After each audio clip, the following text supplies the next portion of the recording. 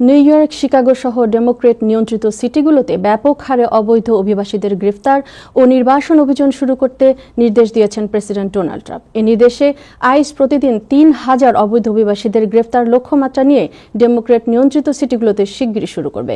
এদিকে ডেমোক্রেট নিয়ন্ত্রিত সিটিগুলোতে ইমিগ্রেশন ক্র্যাকডাউনের খবরে new York city mayor Eric Adams জানিয়েছেন, অভিবাসী গ্রেফতারে ফেডারেল আইন প্রয়োগকারী সংস্থাকে কোনো সহযোগিতা করবে না তার প্রশাসন। বিস্তারিত প্রতিবেদনে।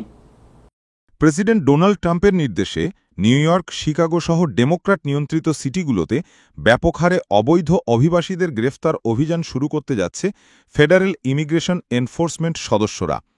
দৈনিক ৩,০০০ অবৈধ অভিবাসীদের গ্রেফতার লক্ষ্যমাত্রা নিয়ে ডেমোক্র্যাট নিয়ন্ত্রিত সিটিগুলোতে শিগগিরই শুরু করবে। লস অ্যাঞ্জেলেস সহ যুক্তরাষ্ট্রের বড় বড় সিটিগুলোতে ট্রাম্প প্রশাসনের অভিবাসন নীতির বিরুদ্ধে ব্যাপক বিক্ষোভের পর ট্রাম্প রবিবার এমন নির্দেশনা দিলেন। ট্রাম্প তার নিজস্ব ট্রুথ সোশ্যালে এক পোস্টে বলেন, ইউএস ইমিগ্রেশন অ্যান্ড কাস্টমস এনফোর্সমেন্টকে সর্বোচ্চ ক্ষমতা প্রয়োগ করতে হবে। এই লক্ষ্য অর্জনে লস অ্যাঞ্জেলেস, শিকাগো এবং নিউ ইয়র্কের মতো বৃহৎ শহরগুলোতে অবৈধ অভিবাসীদের আটক ও নির্বাসনের অভিযান আরও বিস্তৃত করতে হবে, যেসব শহরে লক্ষ লক্ষ অবৈধ অভিবাসী বসবাস করছেন। হোয়াইট হাউসের deputy chief of staff Stephen Miller জানিয়েছেন, আইস কর্মকর্তারা এখন প্রতিদিন অন্তত ৩,০০০ জনকে গ্রেফতার করার লক্ষ্যমাত্রা নিয়ে মাঠে নামছেন। তবে কৃষি খামার, রেস্টুরেন্ট এবং হোটেলের মতো স্থানে আপাতত গ্রেফতার অভিযান স্থগিত রাখতে নির্দেশ রয়েছে।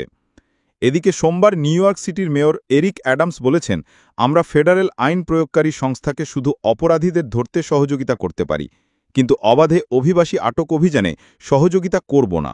The federal government is in charge of immigration enforcement. They are in charge of that. And we are not going to collaborate with civil enforcement. And we're going to encourage people to not live in fear and go on with their lives. অপরদিকে আইস ইতিমধ্যে immigration অভিযানে $1 billion বেশি budget খরচ করে ফেলেছে। এতে অবৈধ অভিবাসী আটক ও বিতরণকারী সংস্থার তহবিল ফুরিয়ে যেতে পারে মাসখানিকের মধ্যে। এছাড়াও আইসের আটক কেন্দ্রগুলির ধারণ ক্ষমতা ছাড়িয়ে গেছে। আইসের তহবিলের জন্য ট্রাম্প কংগ্রেসে $75 বিলিয়ন নতুন বিলের জন্য চাপ দিচ্ছেন।